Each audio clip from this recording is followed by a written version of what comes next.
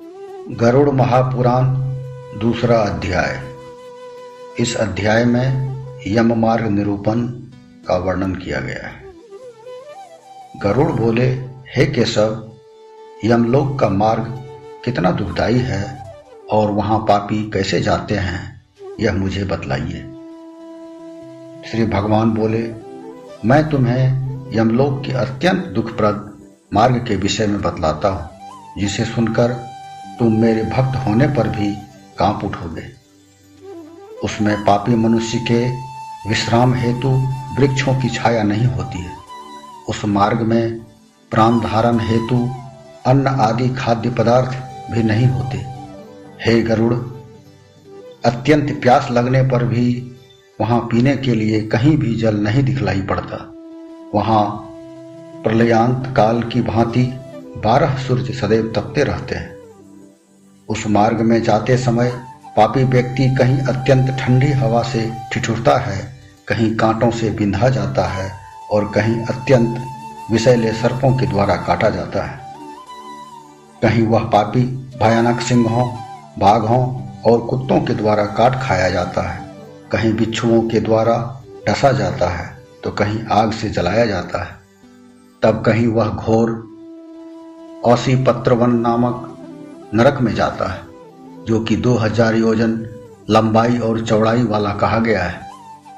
वह औसीपत्रवन कौवों, उल्लुओं, बगुलों, गिद्धों, सरधों यानी मधुमक्खियों तथा डांसों से व्याप्त है तथा वहां सदैव दावाग्नि प्रज्वलित रहती है। उस औसीपत्रवन के 80 यानी तलवार के समान तेज धार वाले पत्तों से पापी व्यक्ति छिन्न भिन्न होता रहता है।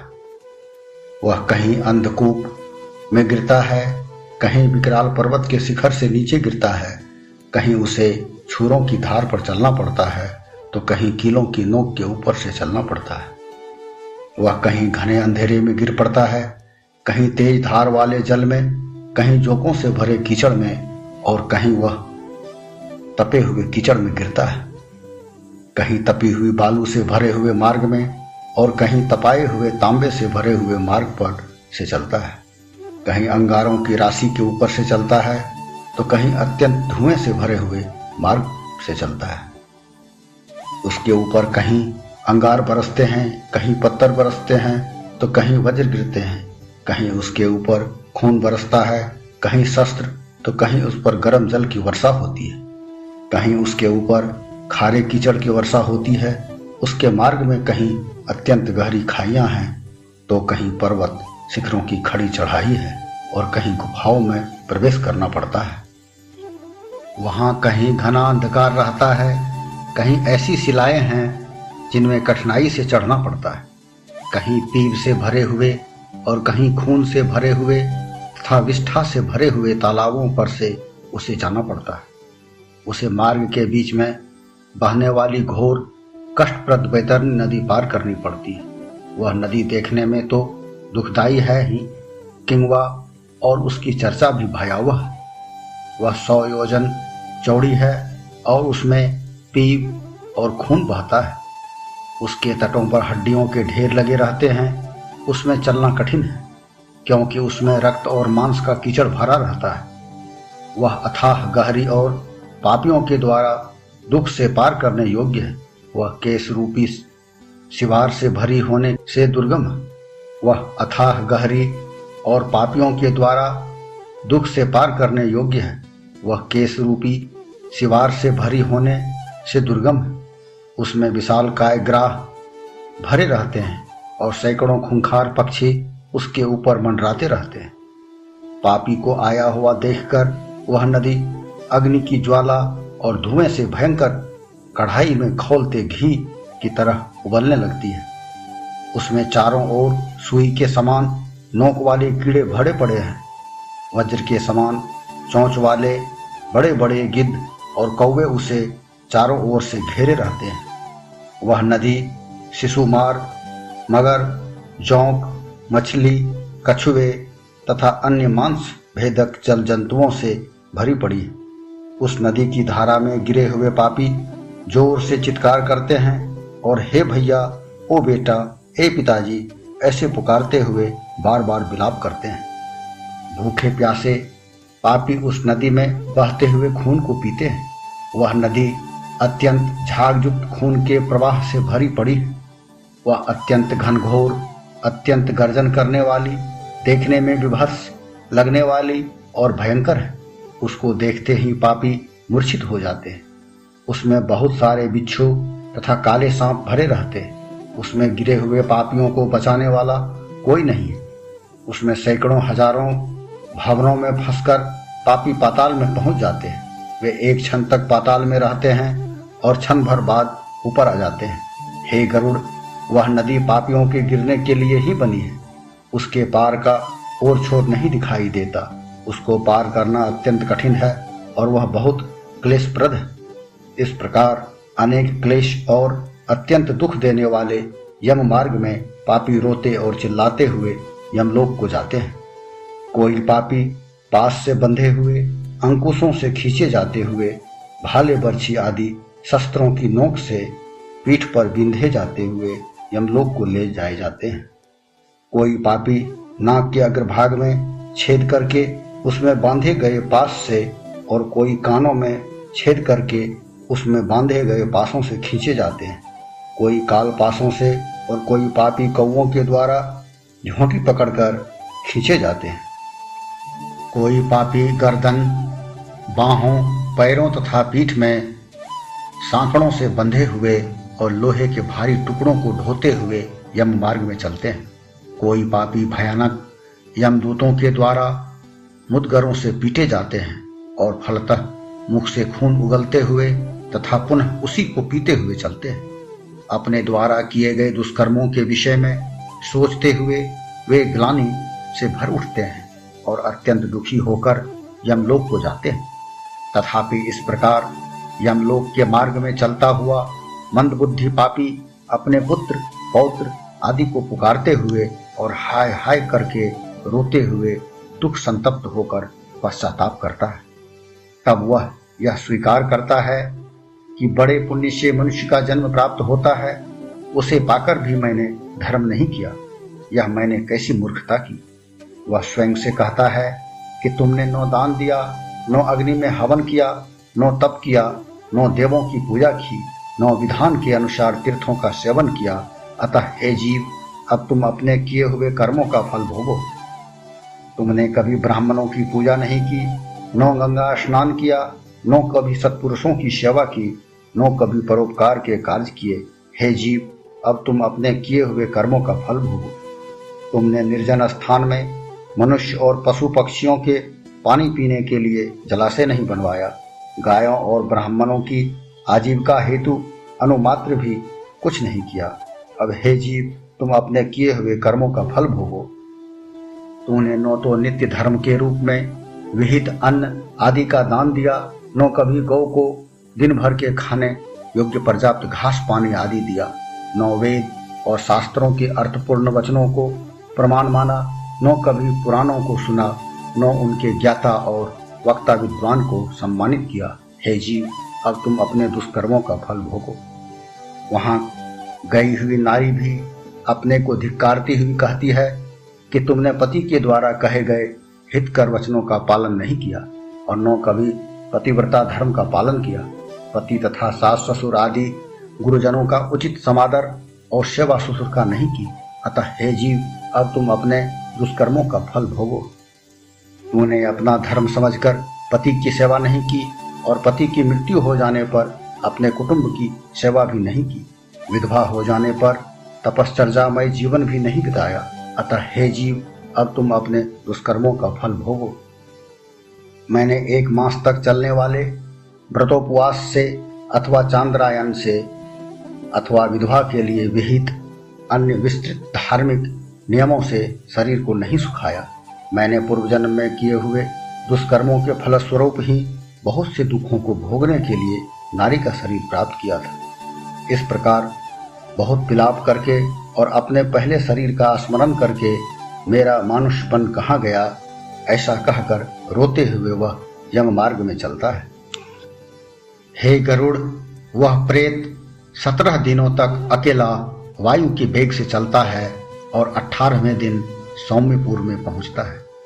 उस पुर में प्रेतगण रहते हैं। उसमें पुष्पभद्रा नाम की नदी तथा एक वट का वृक्ष है जो देखने में बहुत प्रिय लगता है। उस पुर में यमदूत उस प्रेत को विश्राम कराते हैं। वहां दुखी होकर वह स्त्री, पुत्र आदि विषयक सुख का स्मरण करता है।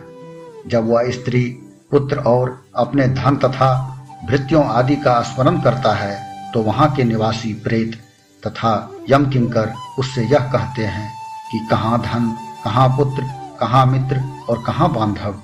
जीव अपने कर्मों का फल भोगता है। हे मूढ़, अब तो तुमको चिरकाल अर्थात 1 वर्ष तक यमलोक के मार्ग में चलते रहना है। हे परलोक के पथिक, तुमको ज्ञात होना चाहिए कि संबल अर्थात खाने पीने आदि का सामान ही पथिकों का बल है, किंतु तुमने संबल को जुटाने का यत्न नहीं किया, जबकि तुमको निश्चय ऐसे मार्ग से प्रस्थान करना है जिसमें तनिक भी क्रय विक्रय नहीं होता। इस मार्ग के विषय में तो बच्चे भी जानते हैं। अरे मनुष्य, क्या तुमने इसके विषय में कुछ सुना ही नहीं था? क्या तुमने ब्राह्मणों के मुख से पुराणों के वचन भी नहीं सुने थे? यमदूतों के द्वारा ऐसा कहकर मुद्गरों से ताड़ित किया जाता हुआ वह गिरता पड़ता और पुनः उठकर दौड़ता है, और तभी उसे यमदूतों के द्वारा बलपूर्वक पासों से बांधकर खींचा जाता है। वह प्रेत सौम्यपुर में पुत्रों अथवा पौत्रों के द्वारा स्नेहवश अथवा दयावश मासिक एकोदिष्ट श्राद्ध में प्रदत्त पिंड को खाता है और तब शौरीपुर को प्रस्थान करता है। उस शौरीपुर में कालरूप अर्थात यम के स्वरूप को धारण करने वाला जंगम नामक राजा है। उसे देखकर वह प्रेत भयभीत होकर विश्राम करना चाहता है। उस पूर में प्रेत अपने बांधवों के द्वारा त्रैपाक्षिक श्राद्ध में प्रदत्त अन्न जल को खाकर उस पूर को पार करता है। तब वह प्रेत शीघ्रता से नगेंद्र भवन को चलता है। वहां मार्ग में भयंकर वनों को देखकर वह दुखी होकर रोता है। निर्दय यमदूतों के द्वारा खींचे जाने पर वह बार बार रोता है। 2 मास के अंत में वह व्याकुल होकर उस नगेंद्र भवन में पहुंचता है। वहां वह अपने बांधवों द्वारा प्रदत्त पिंड, जल, वस्त्र आदि को ग्रहण करता है। तब पुनः यमदूत उसे खींचकर आगे की यात्रा के लिए ले जाते हैं। वह 3रे मास गंधर्वपुर में पहुंचता है। वहां 3रे मासिक श्राद्ध के पिंड को खाकर पुनः आगे बढ़ जाता है। 4थे मास में वह प्रेत शैलागमपुर में पहुंचता है, जहां उसके ऊपर ढेर सारे पत्थर बरसते हैं। वह 4थे मासिक श्राद्ध के पिंड को खाकर कुछ सुख का अनुभव करता है। तब 5वें मास में वह प्रेत क्रौंजपुर में पहुंचता है। क्रौंजपुर में स्थित वह प्रेत अपने बांधवों के द्वारा प्रदत्त 5वें मासिक श्राद्ध के पिंड को खाकर क्रूरपुर को जाता है। 5.5 मास से लेकर 6.25 मास के भीतर वह क्रूरपुर में पहुंचता है। वहां बांधवों द्वारा प्रदत्त उन षाण्मासिक श्राद्ध में प्रदत्त पिंड और घटोदक से आप्यायित होकर आधे मुहूर्त तक विश्राम करके वह यमदूतों के द्वारा धमकाए जाने पर कांपते हुए और दुखी होकर उस पुर को छोड़कर आगे बढ़ता है। तब वह चित्रभवन अर्थात विचित्रपुर में पहुंचता है, जहां यमराज का छोटा भाई विचित्र नामक राजा राज्य करता है। उस महाकाय राजा को देखने पर भयभीत होकर जब वह भागने लगता है, तभी वैतरणी नदी के धीवर उसके समक्ष आकर यह कहते हैं कि तुम्हें इस विशाल वैतरणी नदी को पार करना है। हम तुम्हारे लिए नाव लेकर आए हैं। यदि तुमने अपने जीवन में कुछ पुण्य किया हो तो उसे देकर इसमें बैठ सकते हो। तत्वदर्शी मुनियों ने दान को ही वितरण कहा है। उस वितरण के प्रभाव से ही इस नदी को सुख से तरा जा सकता है, इसीलिए इसको वैतरणी कहते हैं। यदि तुमने गोदान किया होगा तब तो नाव तुम्हारे पास आएगी, अन्यथा नहीं। उनके ऐसे वचन सुनकर वह पापी हा दैव ऐसा कहता है। उस पापी को देखकर वह नदी उफान मारने लगती है और उसे देखकर वह अत्यंत क्रंदन करने लगता है। वह पापी अपने जीवन में कभी कोई दान नहीं दिया होने के कारण उस नदी में डूब जाता है। तब आकाशचारी यमदूतों के द्वारा उस प्रेत के मुख में कांटा फंसाकर कांटे से मछली की भांति खींचकर उसे उस नदी के पार ले जाया जाता है। वहां वह अपने बांधवों द्वारा प्रदत्त छठे महीने के श्राद्ध के पिंड को खाकर फिर आगे बढ़ता है। वह आगे के मार्ग में भूख से पीड़ित होने पर विलाप करता हुआ चलता है। 7वें मास वह बहुवापद नामक पूर में पहुंचता है और वहां अपने पुत्रों द्वारा प्रदत्त 7वें मासिक श्राद्ध के पिंड को खाता है। तब उस पूर को पार कर वह दुखदपुर में पहुंचता है। हे गरुड़, उस पूर में आकाश मार्ग से जाते समय वह बहुत दुख पाता है। वहां वह 8वें मास में दिए गए श्राद्ध के पिंड को खाकर फिर आगे बढ़ता है और 9वां मास पूरा व्यतीत हो जाने पर वह नाना क्रंदपुर में पहुंचता है। वहां वह क्रंदन करते हुए भयावह दारुण नाना क्रंद गणों को देखकर स्वयं भी शून्य हृदय वाला और दुखी होकर क्रंदन करने लगता है। यमदूतों के द्वारा धमकाया हुआ वह प्रेत उस पूर से विदा होकर 10वें महीने के अंत में बड़ी कठिनाई से सुतप्त भवन में पहुंचता है। वहां 10वें मासिक श्राद्ध के पिंडदान और जलांजलि को पाकर भी वह सुखी नहीं होता। तब आगे बढ़ता हुआ 11वें मास के पूर्णतः बीतने पर वह रौद्रपुर में पहुंचता है। वहां वह पुत्र आदि के द्वारा प्रदत्त 11वें मासिक श्राद्ध के पिंड को खाता है। तब पुनः आगे चलता हुआ वह 11.5वें मास में पयोवर्षणपुर में पहुंचता है। वहां प्रेतों को दुख देने के लिए मेघ मूसलाधार वर्षा करते हैं। वह दुखी प्रेत वहां न्यूनाब्दिक यानी न्यून वार्षिक श्राद्ध के पिंड को खाता है। तदंतर आगे बढ़ता हुआ वह संपूर्ण वर्ष बीतने पर सीताढ़ी नामक नगर में पहुंचता है। वहां हिम से भी 100 गुनी अधिक ठंड पड़ती है। वहां अतिशय शीत और भूख से पीड़ित प्रेत 10 दिशाओं में इस आशा से देखता है, यदि यहाँ कहीं मेरा कोई बांधव होगा तो वह मेरे दुख को दूर करेगा। ऐसी स्थिति में यमदूत उससे कहते हैं, तूने वैसा पुण्य ही कहाँ किया है। तब वह वार्षिक श्राद्ध के पिंड को खाकर धैर्य धारण करता है। तब 1 वर्ष के अंत में यमपुर के निकटवर्ती बहुभीति नामक पुर में पहुंचने पर वह अपने हाथ भर के शरीर को त्याग देता है। तब वह प्रेत अपने दुष्कर्मों का फल भोगने के लिए अंगुष्ठ परिमिति अर्थात अंगूठे भर लंबा वायु स्वरूप आकाशचारी यातना शरीर को धारण करके यमदूतों के साथ चलता है। हे कश्यप पुत्र गरुड़, जिन मनुष्यों ने मृत्यु के समय और्ध्वदेहिक दान नहीं दिए हैं, वे इस प्रकार यमदूतों द्वारा दृढ़ बंधनों से बंधे हुए कष्ट के साथ यमपुर को जाते हैं। हे आकाशचारी गरुड़, धर्मराज के पुर में प्रवेश के 4 द्वार हैं, जिनमें से मैंने दक्षिण द्वार के मार्ग का यह वर्णन तुमको सुना दिया है। इस महाभयंकर मार्ग में भूख प्यास और थकान से पीड़ित पापी जैसे जाते हैं, वह सब मैंने तुमको बतला दिया है। अब बतलाओ कि तुम और क्या सुनना चाहते हो। इस प्रकार श्री गरुड़ महापुराण का 2रा अध्याय समाप्त हुआ।